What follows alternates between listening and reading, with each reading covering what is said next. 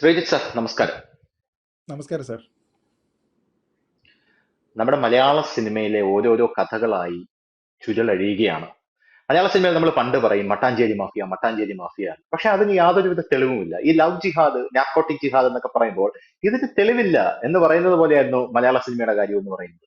പക്ഷെ Hema committee report പുറത്തു വന്നപ്പോഴേക്കും മലയാള സിനിമയുടെ സകല ആ ഒരു അഗ്ലി ഫേസ്, ഒരു ബീഭത്സ മുഖം പുറത്തു ചാടി എന്ന് തന്നെ നമുക്ക് പറയേണ്ടി വരും. അതിൽ പറഞ്ഞ പ്രധാനപ്പെട്ട കാര്യം, എന്നെ ഞെട്ടിച്ചത് അതിലെ കാസ്റ്റിംഗ് കൗച്ച് ഒന്നുമില്ല. യഥാർത്ഥത്തിൽ ലഹരി മരുന്നിന്റെ ഉപയോഗമാണ്. നമുക്കറിയാം പൃഥ്വിരാജിന്റെ സെറ്റിലാണ് ലഹരി മരുന്നിന്റെ ഉപയോഗം മലയാള സിനിമയിലെ ഏറ്റവും വിവാദമായി പരാമർശിക്കപ്പെട്ടത്. എനിക്ക് തോന്നുന്നു താങ്കൾ തന്നെയാണ് അത് സമൂഹ മാധ്യമങ്ങളിൽ പൃഥ്വിരാജിനോട് ഒരു ഡസൻ ചോദ്യങ്ങൾ ചോദിച്ച് അദ്ദേഹത്തെ പ്രതിരോധത്തിലാക്കിയതെന്ന് എനിക്ക് തോന്നുന്നു. അതിനുശേഷം പൃഥ്വിരാജ് അതിന് മറുപടി ഒന്നും പറഞ്ഞിട്ടില്ല. എന്തായിരുന്നാലും ഈ മഞ്ഞുമ്മൽ ബോയ്സുമായിട്ട് മലയാള സിനിമയിൽ പണ്ടേ സാമ്പത്തിക തട്ടിപ്പ്, കള്ളപ്പണം വെളുപ്പിക്കൽ ഇതൊക്കെ ഉണ്ട് എന്ന് നമുക്ക് എല്ലാവർക്കും അറിയാം.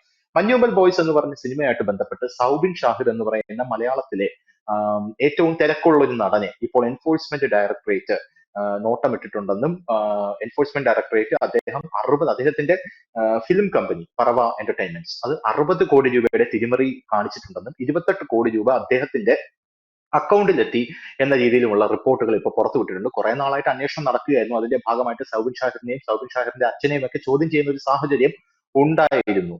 അപ്പൊ ഈ ഒരു സാഹചര്യത്തിൽ സിറാജ് എന്ന് പറയുന്ന ഒരാൾ കൊടുത്ത പരാതിന്മേലാണ് ഇതൊക്കെ ആദ്യം തുടങ്ങുന്നത്. അപ്പൊ ഈ ഒരു സാഹചര്യത്തിൽ മലയാള സിനിമയെ ആരാണ് മലയാള സിനിമയെ യഥാർത്ഥത്തിൽ ഓഡിറ്റ് ചെയ്യേണ്ടത്? സൗബിൻ ഷാഹിറിന്റെ മാത്രം ഒരു ഒറ്റപ്പെട്ട വിഷയമാണോ? മലയാള സിനിമയിൽ ഇത്തരത്തിലുള്ള കള്ളപ്പണം വെളുപ്പിക്കലും ഇതുപോലെയുള്ള പല തരത്തിലുള്ള സാമ്പത്തിക ക്രമക്കേടുകളും നടന്നു കഴിഞ്ഞാൽ, ഇപ്പോ ഒരു പറവ ഫിലിംസിന്റെ ഒരു വിഷയം പുറത്തിറങ്ങി. ഇതുപോലെ എത്ര പ്രൊഡക്ഷൻ കമ്പനികൾ, എത്ര ഫിലിം പ്രൊഡ്യൂസർമാർ, ഇവരെല്ലാം മലയാള സിനിമയിൽ ഇതുപോലെ ചെയ്തിട്ടുണ്ടായിരിക്കും. പണ്ട് നമ്മൾ പറയുന്ന ഒരു കാര്യമുണ്ട്, അതായത് കള്ളപ്പണം വെളുപ്പിക്കണമെങ്കിൽ മലയാള സിനിമ അതിന് പറ്റിയൊരു ഉപാധിയാണെന്ന് പറയുന്നുണ്ട്. എൻഫോഴ്സ്മെന്റ് ഡയറക്ടറേറ്റിന്റെ ഈ അന്വേഷണം എവിടെ ചെന്നെത്തും? സൗബിൻ ഷാഹിർ ഇതിൽ അറസ്റ്റിലാകാൻ സാധ്യതയുണ്ടോ? താങ്കളുടെ നിരീക്ഷണം എന്താണ്? ധനുഷ്, ഇത് നമ്മളെ ഞെട്ടിക്കുന്ന ഒരു കാര്യമാണ്. കാരണം സിനിമ എന്ന് പറയുമ്പോൾ വലിയ മുതൽ മുടക്കുള്ള ഒരു ഇൻഡസ്ട്രിയാണ്. ആ മുതൽ മുടക്ക് എന്ന് പറയുന്നത് പോലും ഏതാനും ആഴ്ചകളിലേക്ക് മാത്രം പ്രതീക്ഷിച്ച് നടത്തുന്ന ഒരു മുതൽ മുടക്കാണ്. കാരണം വലിയ ബിസിനസ് എന്ന് പറയുന്നത് തിയേറ്ററിൽ നിന്ന് കിട്ടുന്നതാണ്. പണ്ടത്തെ ഉണ്ടായിരുന്നത് പോലെ വളരെ എളുപ്പം OTT ബിസിനസ് ഒന്നും തന്നെ നടക്കുകയില്ല എന്നുള്ളത് നമുക്കറിയാം. പടത്തിൻ്റെ തിയേറ്റർ പെർഫോമൻസ് ഒക്കെ നോക്കിയതിന് ശേഷമാണ് പലപ്പോഴും OTT ബിസിനസ് പോലും നടക്കുന്നത്. പല പടങ്ങളും ഇപ്പോഴും OTTയിൽ എത്താത്തതും പ്രധാനപ്പെട്ട നടന്മാരുടെ പല സിനിമകളും എത്താത്തതിൻ്റെയും കാരണം പോലും അവരുദ്ദേശിക്കുന്ന എമൗണ്ടിന് അത് സെല്ലാവുന്നില്ല എന്നുള്ളത് കൊണ്ട് തന്നെയാണ്. അപ്പോൾ ഇതിൽ നമ്മൾ ആലോചിക്കേണ്ടത്, ഇങ്ങനെയുള്ള ഒരു വലിയ ഇൻഡസ്ട്രി, ആ ഇൻഡസ്ട്രിയിലേക്ക് വലിയ പണം മുടക്കേണ്ടതായിട്ടുണ്ട്. അതിന് പല ഇൻവെസ്റ്റർമാരുണ്ട്. അങ്ങനെ പല ഇൻവെസ്റ്റർമാർ വന്നിട്ട് പണം കൊടുക്കുന്ന സമയത്ത് ഓരോരുത്തരുമായിട്ടും വ്യക്തമായിട്ടുള്ള കണ്ടീഷൻസ് വെച്ചതിന് ശേഷമായിരിക്കും അവരത് ചെയ്യുക. അപ്പോൾ ആ കണ്ടീഷൻസ് എന്ന് പറയുമ്പോൾ ചില ആൾക്കാരെ സംബന്ധിച്ചിടത്തോളം ഇത്ര ശതമാനം പ്രോഫിറ്റ് എന്നുള്ളതായിരിക്കും. അത് ഏത് സമയത്താണ് അതിൻ്റെ പേ ഔട്ട് സ്റ്റാർട്ട് ചെയ്യേണ്ടത് തുടങ്ങിയതുമായിട്ടുള്ള ബന്ധപ്പെട്ട ഡീലുകൾ ഉണ്ടാകും. ഇങ്ങനെയുള്ള നിരവധി കാര്യങ്ങളുണ്ടാകും. ഇപ്പോൾ ഏതെങ്കിലും ഒരു സിനിമ തിയേറ്ററിൽ പരാജയപ്പെട്ടു, അതിനെ മുടക്കുമുതൽ തിരിച്ചു പിടിക്കാനായിട്ട് സാധിച്ചിട്ടില്ല എങ്കിൽ നിശ്ചയമായിട്ടും നമുക്ക് പറയാൻ കഴിയുന്ന ഒരു കാര്യം, ശരിയാണ്, പിന്നെ അതെന്തെങ്കിലും ഒരു സാമ്പത്തിക ബുദ്ധിമുട്ടുണ്ടായി, അതുകൊണ്ട് അവരുടെ ഭാഗത്ത് ഒരു പ്രശ്നമുണ്ട് എന്ന രീതിയിൽ ഇതൊക്കെ മനസ്സിലാക്കാം. പക്ഷേ മഞ്ഞുമൽ ബോയ്സ് എന്ന് പറയുന്നത് മലയാളത്തിലെ തന്നെ ഏറ്റവും പ്രധാനപ്പെട്ട ഹിറ്റുകളിലൊന്നാണ്. ഏറ്റവും മികച്ച സാമ്പത്തിക ലാഭം ഉണ്ടാക്കിയിരിക്കുന്ന സിനിമകളിൽ ഒന്ന് എന്ന നിലയ്ക്ക് നമ്മൾ അറിയുന്ന ഒരു സിനിമയാണ് മഞ്ഞുമൽ ബോയ്സ്. അപ്പോൾ അങ്ങനെയുള്ള ഒരു സിനിമയെ സംബന്ധിച്ചിടത്തോളം പെട്ടെന്ന് 50 കോടി 100 കോടി അതിന് മുകളിലേക്ക് ഒക്കെ പോകുന്നു എന്ന് കാണുന്ന ഒരു സിനിമ, ആ സിനിമ ഇത്രയും പണം ഉണ്ടാക്കിയതിന് ശേഷവും അതിൽ നിക്ഷേപിച്ചിരിക്കുന്ന ആൾക്കാർക്ക് അവരുടെ ടേംസ് അനുസരിച്ചിട്ട് പണം കൊടുക്കാനായിട്ട് ഇതിൻ്റെ നിർമ്മാതാക്കൾ തയ്യാറാകുന്നില്ല എന്നുള്ളതാണ് ഈ പ്രശ്നം. അപ്പോൾ നമ്മൾ സാധാരണഗതിയിൽ ചിന്തിച്ചു കഴിഞ്ഞാൽ, നിങ്ങൾക്ക് 140 കോടി അല്ലെ 150 കോടി ഈ പടത്തിൽ നിന്ന് കിട്ടിയില്ലേ, അപ്പോൾ പിന്നെ അതിൽ ഒരു 7 കോടി ഇട്ടിരിക്കുന്ന ആളിന് അതിനൊരു 40% ചേർത്തിട്ട് നിങ്ങൾക്ക് കൊടുത്തുകൂടെ, നിങ്ങളുടെ കയ്യിൽ പണമുണ്ടല്ലോ എന്ന് വിചാരിക്കാം. എന്തുകൊണ്ടാണ് ഇവർ ഈ പണം കൊടുക്കാതിരുന്നത്? ഇത് കൊടുക്കാതിരുന്നതിന് മറ്റെന്തെങ്കിലും കാരണം അവർക്കുണ്ടോ? ഇവരുടെ കയ്യിൽ പണം ലോക്കല്ലാതെ ഇരിക്കുന്നുണ്ടോ? തുടങ്ങിയ ഒരുപാട് ചോദ്യങ്ങളുണ്ട്. ഈ പണം വേറെ ആർക്കെങ്കിലുമായിട്ട് വീതിച്ചു പോകുന്നുണ്ടോ? തുടങ്ങിയ ഒരുപാട് ചോദ്യങ്ങളുണ്ട്. അല്ലാതെ ഇത് കേവലം ഒരു ഗ്രീഡിൻ്റെ ഭാഗമായിട്ട് തന്നിരിക്കുന്ന ഒരാളിന് ഇൻവെസ്റ്റ് ചെയ്യാതിരിക്കുന്നു എന്നല്ല. കാരണം ഇവർ പറവ ഫിലിംസ് ഒരൊറ്റ സിനിമ മാത്രം അങ്ങോട്ട് പ്രൊഡ്യൂസ് ചെയ്തിട്ട് ഇനി അവിടെ നിന്ന് അപ്രത്യക്ഷമാകാൻ ഇരിക്കുന്ന ആൾക്കാരല്ലല്ലോ. അപ്പോൾ ഇനിയും ഇൻവെസ്റ്റ്മെൻറ്റ് വേണമെന്നുണ്ടെങ്കിൽ നിർബന്ധമായിട്ടും അവർ മറ്റുള്ള ആൾക്കാരെ സഹകരിപ്പിക്കാനായിട്ട് നോക്കുകയും ചെയ്യും. അവിടെയാണ് ഇതിലുള്ള പ്രധാനപ്പെട്ട പ്രശ്നങ്ങളെല്ലാം തന്നെ ഈ അന്വേഷണ ഏജൻസി കാണുന്നത്. കാരണം പണം മുടക്കിയിരിക്കുന്ന ആളിന് ലാഭമായിരിക്കുന്ന ഒരു സിനിമയിൽ നിന്ന് പണം കൊടുക്കുന്നില്ല. അത് അന്വേഷിച്ച് ചെല്ലുന്ന സമയത്താണ് അതിൻ്റെ പ്രൊഡ്യൂസേഴ്സ് എന്ന് പറഞ്ഞ് നമ്മൾ കാണുന്ന ആൾക്കാരെല്ലാവരും കൂടി അല്ല ഈ പടത്തിലേക്ക് പണം ഇൻവെസ്റ്റ് ചെയ്തിരിക്കുന്നത്, മറ്റു പലരുമാണ്. അതിൽ തന്നെ നേരത്തെ പറഞ്ഞതുപോലെ 28 കോടി രൂപ ഇങ്ങനെ നിരവധി പേർ ചേർന്നിട്ടാണ് ഇവർക്ക് കൊടുക്കുന്നത്. പക്ഷേ ആ പടം പ്രൊഡ്യൂസ് ചെയ്യുന്നതിന് പോലും അത്രയും തുക ആയിട്ടില്ല. അപ്പോൾ അത് ഏതാണ്ട് 19 കോടി രൂപയാണ് എന്ന് GST കണക്ക് വഴി അവരറിയുന്നു. അപ്പോൾ വീണ്ടും ബാലൻസ് ആയിട്ട് ഒരു 9 കോടി രൂപ അവിടെയുണ്ട്. പക്ഷേ അതിന് റിലീസിൻ്റെ സമയത്ത് വീണ്ടും എന്തോ ഒരു പ്രതിസന്ധി ഉണ്ടാകുന്നു എന്ന് പറയുന്നു. ആ സമയത്ത് ഒരു 11 കോടി രൂപ കൈമാറിയതായിട്ട് പറയുന്നു. ഈ ഇനിഷ്യൽ ഇൻവെസ്റ്റ്മെൻറ്റിനകത്തിലുള്ള 7 കോടിക്കാണ് ഈ പിന്നെ മുതലും അല്ലെങ്കിൽ അതിൻ്റെ 40% പലിശയുമായിട്ട് തിരിച്ചു നൽകാമെന്ന് പറയുന്നത്.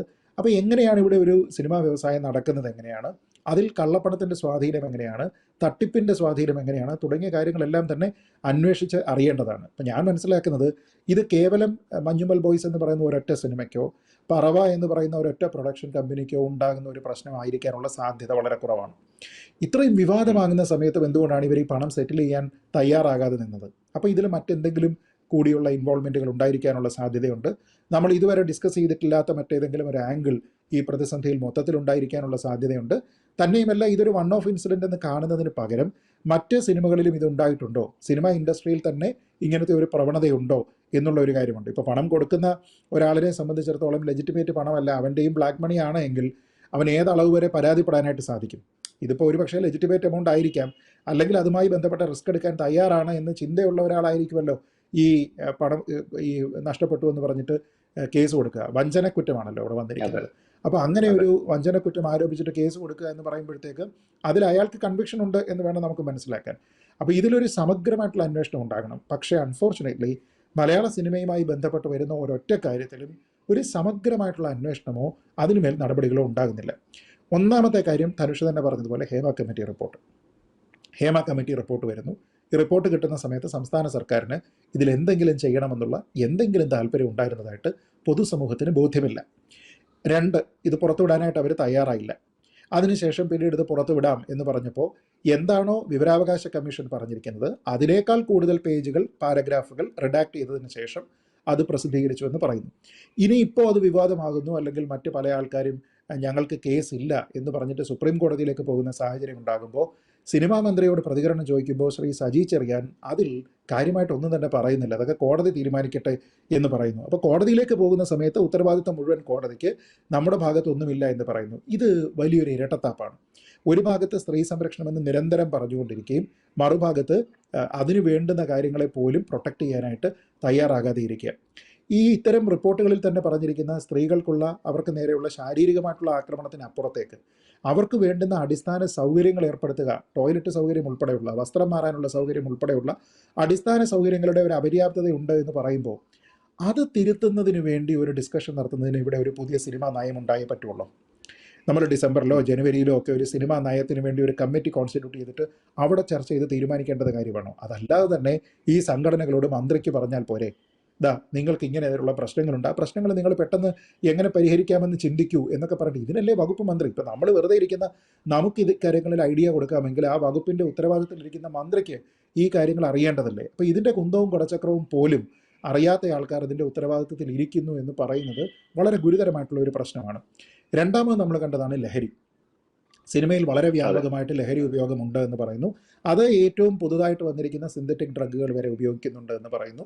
അതിന് ഹാൻഡ്ലേഴ്സ് സിനിമ ഇൻഡസ്ട്രിയിൽ ഉണ്ട് എന്ന് പറയുന്നു. പല നടന്മാരുമായി ബന്ധപ്പെട്ട കഥകൾ ഉണ്ടാകുന്നു. പ്രൊഡ്യൂസേഴ്സ് അസോസിയേഷൻ തന്നെ വന്ന് പരസ്യമായിട്ട് ഇതിനെപ്പറ്റി പറയുന്നു.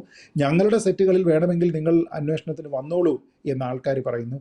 ഇതൊക്കെ ആയതിനു ശേഷവും അതിനെപ്പറ്റി കാര്യമായിട്ടുള്ള എന്തെങ്കിലും ഒരു അന്വേഷണത്തിന് വേണ്ടിയിട്ട് സർക്കാർ തയ്യാറാകുന്നില്ല. സ്കൂളിൻ്റെ മുന്നിലുള്ള തമ്പാക്ക് കടയിൽ നിന്ന് തമ്പാക്ക് പിടിക്കാനായിട്ട് അറിയാവുന്ന പോലീസുകാർ എന്തുകൊണ്ടാണ് സിനിമയുമായി ബന്ധപ്പെട്ട് നിയമനിർമ്മാണം ഉണ്ടാക്കണമെന്നോ അല്ലെങ്കിൽ അതുമായി ബന്ധപ്പെട്ട് ഞങ്ങൾക്കൊരു ഫ്രീ ഹാൻഡ് തരണമെന്നോ ആവശ്യപ്പെടാത്തത്? അതിൻ്റെ പിന്നാലെയാണ് നമ്മൾ ഇത്തരത്തിലുള്ള സാമ്പത്തിക തട്ടിപ്പുമായി ബന്ധപ്പെട്ട് കാര്യങ്ങൾ കാണുന്നത്. ഒരു ഭാഗത്ത് മലയാള സിനിമ എന്നത് ഇന്ത്യൻ സിനിമയ്ക്ക് തന്നെ മാതൃകയാണ് എന്നും ലോകോത്തര സിനിമകളാണ് നമ്മുടെ നാട്ടിൽ നിന്ന് ഉണ്ടാകുന്നത് എന്നും ലോകോത്തര ക്രിയേറ്റേഴ്സാണ് ഇവിടെ ഉള്ളത് എന്നും പറയുമ്പോൾ ലോകോത്തര ഭൂലോക ഉഡായിപ്പുകളും ഇവിടെ നടന്നുകൊണ്ടിരിക്കുന്നു എന്നുള്ളതിൻ്റെ ഏറ്റവും നല്ല ഉദാഹരണങ്ങളാണ് ഈ 3 കാര്യങ്ങൾ. ഇതിൻ്റെ ഉള്ളിലേക്ക് പോകുന്ന സമയത്ത് മറ്റെന്തെല്ലാം പ്രശ്നങ്ങൾ ഉണ്ടാകും എന്നുള്ളതിനെപ്പറ്റി അറിയില്ല. പക്ഷേ എന്തായാലും ഈ ഒരു വിഷയത്തിൽ കേന്ദ്ര അന്വേഷണ ഏജൻസികൾ ഉൾപ്പെടെ കൃത്യമായ രീതിയിലേക്കുള്ള ഇടപെടലുകൾ നടത്തി ഇതിനെ കേവലം ഒരു മഞ്ഞുമൽ ബോയ്സിൻ്റെയോ ഒരു പ്രൊഡക്ഷൻ കമ്പനിയുടെയോ പ്രശ്നം എന്ന നിലയ്ക്ക് പരിഗണിക്കാതെ അതിനേക്കാൾ കൂടുതലായിട്ടുള്ള ബ്രോഡായിട്ടുള്ള ഒരു സ്കോപ്പിലേക്ക് കൊണ്ടുവന്ന് ഇത് അന്വേഷിപ്പിക്കുകയും ഈ കാര്യത്തിൽ ഈ കള്ളപ്പണത്തിൻ്റെയോ അല്ലെങ്കിൽ വഞ്ചനയുടെയോ ഒക്കെ പ്രശ്നമുണ്ടെങ്കിൽ അതിനെ പ്രോപ്പറായിട്ട് അഡ്രസ്സ് ചെയ്യുകയും വേണം. അത് അറസ്റ്റിലേക്ക് പിന്നെ നീളണമെന്നുണ്ടെങ്കിൽ നിശ്ചയമായും അറസ്റ്റ് ചെയ്യപ്പെടണം. കാരണം ഉത്തരവാദിത്തമുള്ള ആൾക്കാരൊക്കെയാണ്.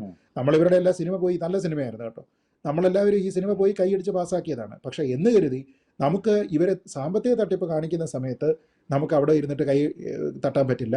സിനിമയിൽ കാണിക്കുന്ന കഥാതന്തുവിൽ കുഴിയിലേക്ക് വീണിരിക്കുന്ന ആൾ രക്ഷപ്പെടുന്ന സമയത്ത് നമ്മൾ ആ നല്ല കാര്യം എന്ന് പറയും.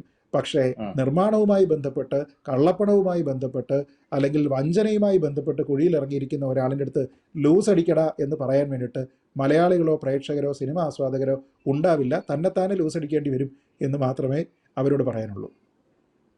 സാർ, ഇതിന് വേറൊരു ഗുരുതരമായിട്ടുള്ള ഒരു കാര്യം എനിക്ക് തോന്നുന്നത്, ഈ സിറാജ് എന്ന് പറയുന്ന അരൂറുള്ള ഒരു വ്യക്തി, ആ വ്യക്തിയോട് ഇവർ ചെന്ന് പറയുന്നു, ഈ 7 കോടി രൂപ നിങ്ങൾ മുടക്കണം, 7 കോടി നിങ്ങൾ മുടക്കി, ഞങ്ങളുടെ സിനിമയുടെ ഫസ്റ്റ് ഷെഡ്യൂൾ കഴിഞ്ഞു, അത് ഞങ്ങൾ ചെയ്തിട്ടുണ്ട്, നിങ്ങൾ 7 കോടി മുടക്കിയാൽ നിങ്ങൾക്ക് അതിന്റെ 40% തരാമെന്ന് പറയും. അപ്പൊ 100 കോടി കിട്ടുമ്പോൾ 40 കോടി എനിക്ക് കിട്ടണ്ടേ എന്ന് പുള്ളി ചോദിച്ചിട്ടാണ് ഈ പ്രശ്നമൊക്കെ തുടങ്ങുന്നത്. ഇതിൽ വേറൊരു കാര്യം സിറാജ് തന്നെ വെളിപ്പെടുത്തിയത്, ഈ 7 കോടി ഞാൻ മുടക്കുമ്പോഴും ഈ സിനിമയുടെ എന്താണ് ഷൂട്ട് തുടങ്ങിയിട്ടില്ല, ഒന്നാമത്തെ കാര്യം. രണ്ടാമത്തെ കാര്യം, ഈ സിനിമയുടെ പ്രൊഡക്ഷൻ കോസ്റ്റ് ഇവർ പറയുന്നത്, എന്നോട് പറഞ്ഞുള്ളത് 22.85 കോടിയാണ്. ഒരു 23 കോടി നമുക്ക് റൗണ്ട് ചെയ്ത് വെക്കാം. പക്ഷെ യഥാർത്ഥ പ്രൊഡക്ഷൻ കോസ്റ്റ് 18.65 കോടിയാണ്. അപ്പോ അവിടെ തന്നെ കുറെ പണം ഇവര് വെളുപ്പിച്ചെടുക്കുന്നതായിട്ട് ഒരു കാര്യം അദ്ദേഹം പറയുന്നുണ്ട്, ഒന്നാമത്തെ കാര്യം. രണ്ടാമത്തെ കാര്യം, ഈ 7 കോടി ഈ പ്രൊഡ്യൂസർ മുടക്കുമ്പോഴും 1 കോടി പോലും 1 രൂപ പോലും മുടക്കാതെയാണ് ഇവർ ഈ സിനിമ എടുത്തത് എന്നാണ് പ്രൊഡ്യൂസർ അവകാശപ്പെടുന്നത്. കാരണം ഒരുപാട് സ്ഥലത്ത് പോയി ഒരുപാട് ആൾക്കാരോട് പറയുന്നു, ഞങ്ങൾ സിനിമ എടുക്കാൻ പോകുന്നു, ഞങ്ങൾ ഇത് കഴിഞ്ഞു, ഫസ്റ്റ് ഷെഡ്യൂൾ കഴിഞ്ഞു, നിങ്ങൾ ഇത്ര തുക മുടക്കും, ഇത്ര തുക മുടക്കും എന്ന് അവരെ കയ്യിൽ നിന്നെല്ലാം പൈസ സമാഹരിക്കുന്നു. അവരുടെ പൈസ വെച്ച് ഓസിന് സിനിമ ചെയ്യുന്നു പറവ എന്റർടൈൻമെന്റ്സ്. ഇവരുടെ ഭാഗത്ത് നിന്ന് ഒരു തുകയും ചെലവാക്കുന്നില്ല. എന്നിട്ട് അവരോട് വിളിച്ച് പറയുകയാണ് ഇവര്, ഞങ്ങൾ 22 കോടിയാണ് ഇതിന്റെ പ്രൊഡക്ഷൻ കോസ്റ്റ്. പക്ഷെ യഥാർത്ഥത്തിൽ 18 കോടിയേ ആയിട്ടുള്ളൂ. മഹാ ഉടായിപ്പ്, അങ്ങേയറ്റത്തെ തട്ടിപ്പ്. അപ്പൊ ഇത് മഞ്ഞൂമൽ ബോയ്സിന്റെ കാര്യത്തിൽ മാത്രം നടക്കുന്ന ഒരു സംഭവമാണ്. ഈ സിനിമയുടെ പ്രൊഡക്ഷൻ കോസ്റ്റ് കൂട്ടി കാണിച്ചിട്ട് കള്ളപ്പണം വെളുപ്പിച്ചു കഴിഞ്ഞാൽ ഇത് നമ്മുടെ സമൂഹത്തിൽ, നമ്മുടെ രാജ്യത്ത് ഇപ്പൊ അറിയാം, കള്ളപ്പണ നിരോധന നിയമം, കള്ളപ്പണത്തെ പിടിക്കാനായിട്ട് നോട്ട് നിരോധനമൊക്കെ വിപ്ലവാത്മകമായിട്ടുള്ള പ്രവൃത്തിയൊക്കെ നടത്തി നമ്മുടെ രാജ്യം മുന്നേറുന്നു എന്ന് അവകാശപ്പെടുന്ന ഒരു ഗവൺമെന്റ് ആണ് ഇപ്പോൾ ഉള്ളത്. അങ്ങനെയുള്ള ഒരു ഗവൺമെന്റ് ഈ ഒരു സംഭവത്തിന്, ഈ ഒരു ഇതിനെ എങ്ങനെയാണ് തടയിടുക, എങ്ങനെയാണ് അവരിത് കണ്ടുപിടിക്കുക? ഞാനിത് പറയാനുള്ള വേറൊരു കാരണം, ഈ സിനിമയിലെ സ്ത്രീകൾക്ക് സുരക്ഷ വേണം, തൊഴിലിടത്ത് സംരക്ഷണം വേണം എന്നൊക്കെ പറയുമ്പോഴും സിനിമയിൽ സെറ്റിൽ പോലീസ് ഒന്ന് കയറി കഴിഞ്ഞാൽ, ലഹരി ഉണ്ടെന്ന് പറഞ്ഞ് ഒന്ന് കയറി കഴിഞ്ഞാൽ, ഫക്കേയുടെ പ്രസിഡന്റ് ഓടി വന്ന് ഒരു വാർത്താ സമ്മേളനം വിളിച്ചിട്ട് പറയും, അയ്യോ ഇതാ ഞങ്ങളുടെ സെറ്റിൽ പോലീസ് കയറുന്നേ തൊഴിലെടുക്കാനുള്ള സ്വാതന്ത്ര്യത്തെ ഹനിക്കുന്നേ എന്ന് പറയും. അപ്പൊ ഈ ഒരു ഇരട്ടത്താപ്പ് ഒന്നാമത്തെ. രണ്ടാമത്തെ കാര്യം, ഇങ്ങനെ ഒരു തട്ടിപ്പ് പല സിനിമയിലും നമുക്ക് വേണമെങ്കിൽ നമുക്കൊന്ന് കോമൺ സെൻസ് വെച്ച് ചിന്തിച്ചാൽ നടത്താനായിട്ട് സാധിക്കും. ഇതെങ്ങനെ തടയും? ആദ്യത്തെ ഭാഗത്തിലേക്ക് വന്നാൽ നോക്കൂ, ഒരു പ്രൊഡ്യൂസർ അല്ലെങ്കിൽ ഒരു പ്രൊഡക്ഷനിലേക്ക് പണം മുടക്കാനായിട്ട് ഒരാൾ വരുന്നു, അയാൾ ഒരു കണ്ടീഷൻ വെക്കുന്നു. ആ കണ്ടീഷൻ ഓൺ റെക്കോർഡ് അവിടെ ഉണ്ടോ എന്നുള്ളത് വളരെ പ്രധാനപ്പെട്ട ഒരു കാര്യമാണ്. അതായത് ഒരു 7 കോടി രൂപ അല്ലെങ്കിൽ 8 കോടി രൂപ ഒരാൾ മുടക്കുന്നു. ആ മുടക്കുന്നയാളിന് ഈ മുടക്ക് മുതൽ പ്ലസ് 40%. 40% എന്ന് പറയുന്നത് മൊത്തത്തിലുള്ള ലാഭത്തിൻ്റെ വിഹിതമാണോ, അതോ ഈ മുടക്കുന്ന പണം പ്ലസ് 40% ആ തുകയുടേതാണോ എന്നുള്ള കാര്യവുമായി ബന്ധപ്പെട്ടിട്ട് എന്താണ് ഇവർ തമ്മിലുള്ള കോൺട്രാക്റ്റ് എന്നുള്ളത് ഒന്നാമത്തെ പ്രധാനപ്പെട്ട കാര്യമാണ്. ആ കോൺട്രാക്റ്റിനെ ഓണർ ചെയ്യാനായിട്ട് ഇവർ തയ്യാറായിട്ടില്ല എങ്കിൽ ഏറ്റവും ചുരുങ്ങിയത് ആ മുടക്കിയിരിക്കുന്ന പണമെങ്കിലും തിരിച്ചു കൊടുക്കാനായിട്ടുള്ള ഒരു സ്റ്റെപ്പ് ഇവരുടെ ഭാഗത്ത് നിന്നുണ്ടാകണം. കാരണം ഈ പണം എന്തായാലും നഷ്ടമല്ല, അപ്പോൾ ഇവർക്ക് പറഞ്ഞു നിൽക്കാനായിട്ട് എക്സ്ക്യൂസ് ഇല്ല. ഇനി ഈ 40%വുമായി ബന്ധപ്പെട്ട് എന്തെങ്കിലും ഒരു ക്ലാരിറ്റി കുറവുണ്ടെങ്കിൽ അതിൽ മാത്രമേ ഡിസ്പ്യൂട്ട് ഉണ്ടാകാൻ പാടുള്ളൂ. പക്ഷേ ഇവിടെ ഈ മുടക്കിയിരിക്കുന്ന മുതൽ എന്ന് പറയുന്ന ആ പണം പോലും തിരിച്ചു കൊടുക്കാനായിട്ട് ഇവർ തയ്യാറായിട്ടില്ല എന്ന് വെച്ചാൽ ആ പണം മുടക്കിയിരിക്കുന്ന ആൾ പറയുന്നത് മാത്രമേ പൊതുസമൂഹം ഇപ്പോൾ മുഖവിലേക്ക് എടുക്കുകയുള്ളൂ. കാരണം അതൊരു പ്രശ്നമായിട്ടുണ്ട്. ആ പ്രശ്നം ഇപ്പോൾ ED ഉൾപ്പെടെയുള്ള അല്ലെങ്കിൽ ഇൻകം ടാക്സ് ഡിപ്പാർട്ട്മെൻറ്റ് ഉൾപ്പെടെയുള്ള ആൾക്കാരെ അന്വേഷിക്കുകയാണ്. ഇനി ഇതിൻ്റെ രണ്ടാമത് വന്നു കഴിഞ്ഞാൽ ഇതിൻ്റെ ലോ എൻഫോഴ്സ്മെൻറ്റ് ഏത് രീതിയിലത്തേക്ക് പ്രവർത്തിക്കും. ഇപ്പോൾ സെറ്റുകളിലേക്ക് വന്നു കഴിഞ്ഞാൽ നിശ്ചയമായിട്ടും ഇപ്പോൾ പറയുന്ന പ്രൊഡ്യൂസർമാരൊക്കെ തന്നെ വന്നോളൂ എന്നൊക്കെ പറഞ്ഞു കഴിഞ്ഞാലും അത് വന്നു തുടങ്ങുന്ന സമയത്ത് ഈ ആൾക്കാർ കുറേയധികം തടസ്സവാദങ്ങൾ ഉന്നയിക്കും. ആ തടസ്സവാദങ്ങൾ പ്രധാനമായിട്ടും പറയുന്നത് ഞങ്ങളുടെ ഷെഡ്യൂളിനെ എഫക്റ്റ് ചെയ്യുന്നു, ഞങ്ങളുടെ പെർ ഡേ ഇത്ര സീൻസ് ഞങ്ങൾക്ക് ഷൂട്ട് ചെയ്യേണ്ടതുണ്ട്, ഇത്ര സമയം മുതൽ ഇത്ര സമയം വരെയാണ്, നാച്ചുറൽ ലൈറ്റിൽ ഷൂട്ട് ചെയ്യേണ്ടത് ഇത്രയുണ്ട്, ഞങ്ങൾക്ക് ലൈറ്റപ്പ് ചെയ്യുന്നതിന് അതാണ് പ്രശ്നം, ഇതാണ് പ്രശ്നം, ആ സമയത്ത് വരാൻ പാടില്ല, വേണമെങ്കിൽ ഇന്ന സമയത്ത് വന്നോളൂ, ഉച്ചഭക്ഷണ സമയത്ത് വന്നോളൂ എന്നൊക്കെ പറയാനുള്ള ഒരു സാധ്യത അവിടെ ഉണ്ട് എന്നുള്ളത് ഒരു വസ്തുതയാണ്. രണ്ട്, പ്രധാനമായിട്ടുണ്ടാകാൻ പോകുന്ന മറ്റൊരു പ്രശ്നം, ഈ തൊഴിലിടത്ത് വരുന്നു എന്നതിനപ്പുറത്തേക്ക് സിനിമ എന്ന് പറയുന്നത് ഒരു ക്രിയേറ്റീവ് ആർട്ടിൻ്റെ ഫീൽഡാണ്. അപ്പോൾ ഞങ്ങൾ വളരെ സ്വതന്ത്രമായിട്ട് യാതൊരു വിധത്തിലുള്ള സമ്മർദ്ദങ്ങളോ പിരിമുറുക്കങ്ങളോ ഇല്ലാതെ ഞങ്ങളുടെ ക്രിയേറ്റീവ് സെൽഫിലേക്ക് നിന്നുകൊണ്ടാണ് ഈ പടങ്ങളെല്ലാം തന്നെ ഉണ്ടാക്കുന്നത്. അപ്പോൾ അവിടെ ഈ പുറത്തു നിന്നുള്ള ആൾക്കാരുടെ ഒരു ഇൻ്റർവെൻഷൻ എന്ന് പറയുന്നത് ഞങ്ങളുടെ മാനസികമായിട്ടുള്ള പ്രിപ്പറേഷനെ ബാധിക്കും. അതുകൊണ്ട് ഇതൊരു ബുദ്ധിമുട്ടാണ് എന്ന നിലയ്ക്ക് നിർമ്മാതാക്കൾ പറഞ്ഞില്ലെങ്കിലും ആർട്ടിസ്റ്റുകൾ ഉൾപ്പെടെയുള്ള ആൾക്കാർ പറയാനുള്ള വലിയൊരു സാധ്യത അവിടെയുണ്ട്. അപ്പോൾ ഇതെങ്ങനെ ചെയ്യാം, എങ്ങനെ നമുക്കിതിനെ ഈ പറയുന്നത് പോലെ രണ്ടു പേർക്കും ബുദ്ധിമുട്ടില്ലാത്ത രീതിയിലേക്ക് ഇതിനെ കൊണ്ടുപോകാം എന്നുള്ള ഒരു കാര്യവുമായി ബന്ധപ്പെട്ട് ഒരു ചർച്ചയെങ്കിലും നടക്കണം. ഇതിന് എവിടെയാണ് സൊല്യൂഷൻസ്? ഇപ്പോൾ നിർമ്മാതാക്കൾ അങ്ങനെയാണെങ്കിൽ പറയുന്ന സൊല്യൂഷൻസ് എന്താണ്, ആക്ടേഴ്സ് പറയുന്ന സൊല്യൂഷൻസ് എന്താണ്? ആ സൊല്യൂഷൻസ് എന്താണ് എന്നതിനെക്കുറിച്ച് സർക്കാരുമായിട്ട് ചർച്ച ചെയ്യുന്നതിന് വേണ്ടിയിട്ടുള്ള ഒരു ഡയലോഗ് പോലും നടക്കുന്നില്ല. അപ്പം ഞാൻ അതുകൊണ്ടാണ് പറയുന്നത്, ഈ ഡയലോഗ് നടക്കണമെന്നുണ്ടെങ്കിൽ ഇതെല്ലാം സിനിമയുമായി ബന്ധപ്പെട്ട പുതിയ നയ രൂപീകരണത്തിൻ്റെ ഭാഗമായിട്ട് ഉണ്ടാക്കിയിരിക്കുന്ന കമ്മിറ്റിയെ ചർച്ച ചെയ്യൂ എന്ന് നിർബന്ധം പിടിക്കുന്നതിനാണ്. മന്ത്രി എവിടെ ഉണ്ടല്ലോ, ആ മന്ത്രിക്ക് പറയാമല്ലോ ഇതാ ഇന്ന പ്രശ്നങ്ങളുണ്ട്, നമ്മൾ ഇതിനെ എങ്ങനെ അഡ്രസ്സ് ചെയ്യും എന്ന് ചോദിച്ചു കഴിഞ്ഞാൽ ആ നിലയ്ക്ക് ഒരു ചർച്ച ഇനിഷ്യേറ്റ് ചെയ്യുകയും കാലതാമസമില്ലാതെ തന്നെ ഇത് നടപ്പാക്കുകയും ചെയ്യാം. അപ്പോൾ ഇതിലൊരു പ്രശ്നം സർക്കാരിന് ഇൻറ്റൻറ്റ് ഇല്ല എന്നുള്ളതാണ്. സർക്കാരിന് ഈ പറയുന്ന വിഷയങ്ങളിൽ സ്ത്രീകൾക്ക് സംരക്ഷണം നൽകുന്നതുമായി ബന്ധപ്പെട്ടോ, തൊഴിൽ ഇടങ്ങളിൽ അവർക്ക് കൂടുതൽ സുരക്ഷിതത്വം നൽകുന്നതുമായി ബന്ധപ്പെട്ടോ, കള്ളപ്പണവുമായി ബന്ധപ്പെട്ട കാര്യങ്ങളിലോ ഈ ഡ്രഗ്സുമായി ബന്ധപ്പെട്ട കാര്യങ്ങളിലാണെങ്കിലോ ഒരിടത്ത് വെറുതെ പറയുന്നു എന്നതിനപ്പുറത്തേക്ക് ഒരു സീരിയസ് ആയിട്ടുള്ള ഒരു സ്റ്റെപ്പ് അതിലെടുക്കുന്നതിന് വേണ്ടിയിട്ടുള്ള ഒരു ഇൻറ്റൻറ്റ് സർക്കാർ കാണിക്കുന്നില്ല എന്നുള്ളത് പ്രശ്നമാണ്. ഇനി കള്ളപ്പണവുമായി ബന്ധപ്പെട്ട കാര്യമാണെങ്കിൽ നിശ്ചയമായും ഒരു സിനിമയുമായി ബന്ധപ്പെട്ട കാര്യങ്ങൾ എത്രത്തോളം ഫൈനാൻഷ്യലി ട്രാൻസ്പെറൻ്റ് ആകാം എന്നതുമായി ബന്ധപ്പെട്ട് നിയമങ്ങളില്ല എങ്കിൽ നിയമങ്ങൾ ഉണ്ടായേ മതിയാകും. കാരണം ഇതൊരു ഹൈ സ്റ്റേക്സ് ബിസിനസ്സാണ്. കൂടുതലായിട്ടുള്ള വലിയ തുക നേരത്തെ പറഞ്ഞതുപോലെ ചെറിയൊരു കാലയളവിലേക്ക് നിക്ഷേപിക്കപ്പെടുന്നു, അല്ലെങ്കിൽ ചെറിയൊരു കാലയളവിലേക്ക് മാത്രം റിട്ടേൺ ഓഫ് ഇൻവെസ്റ്റ്മെൻറ്റ് പ്രതീക്ഷിക്കുന്ന രീതിയിലത്തേക്കുള്ള ഒരു ബിസിനസ്സാണ്.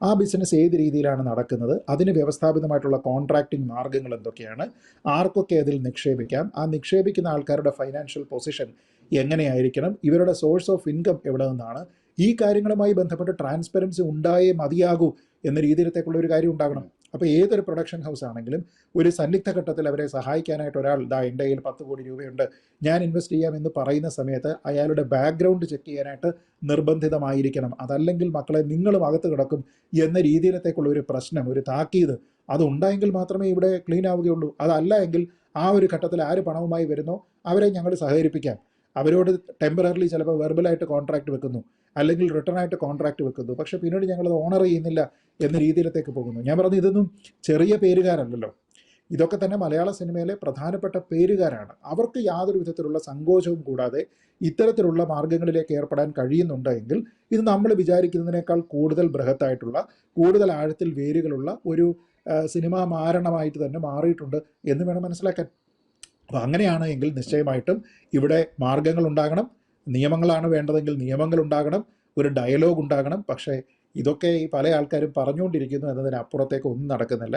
അപ്പോൾ ഈ ഒരു വിഷയത്തിൽ EDയും ഇൻകം ടാക്സ് ഡിപ്പാർട്ട്മെൻറ്റും എല്ലാം തന്നെ അന്വേഷിക്കട്ടെ. എന്നിട്ട് കുറ്റക്കാരായിട്ടുള്ള ആൾക്കാർക്കെതിരെ ഉചിതമായിട്ടുള്ള നടപടികൾ ഉണ്ടാകട്ടെ. സാമ്പത്തികമായിട്ടുള്ള കുറ്റകൃത്യമാണ് എങ്കിൽ, ഗുരുതരമായിട്ടുള്ള ക്രമക്കേടാണ് ചെയ്തിരിക്കുന്നത് എങ്കിൽ അതുമായി ബന്ധപ്പെട്ട് നമ്മുടെ വ്യവസ്ഥാപിതമായിട്ടുള്ള നിയമങ്ങൾ അവ നിഷ്കർഷിക്കുന്നത് എന്തൊക്കെയാണോ ആ ശിക്ഷ ഇവിടെ നടപ്പാക്കട്ടെ. അതിൽ മുഖം നോക്കാതെ തന്നെ നടപടിയെടുക്കട്ടെ എന്നുള്ളതാണ് നമുക്ക് പറയാനുള്ളത്. വളരെ നന്ദി Shri Panicker. Thank you so much. Thank you.